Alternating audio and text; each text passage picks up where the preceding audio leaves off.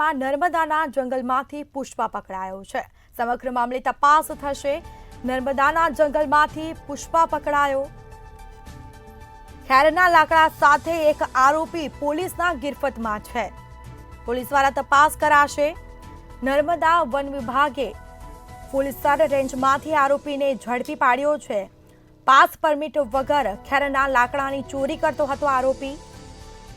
આખરે તેને ઝડપી પાડવામાં આવ્યો છે। અંદાજે 1560 ઘન મીટરના 65 નંગ લાકડા પણ જપ્ત કરાયા છે। મુદ્દામાલ પણ કબજે કરાયો છે। ટેમ્પો બાઇક સહિત રૂપિયા 4.78 લાખનો મુદ્દામાલ જપ્ત કરી કાયદેસરની કાર્યવાહી કરી છે। આરોપી મુનાફ ગોહિલ સામે પોલીસે કાર્યવાહી હાથ ધરી છે।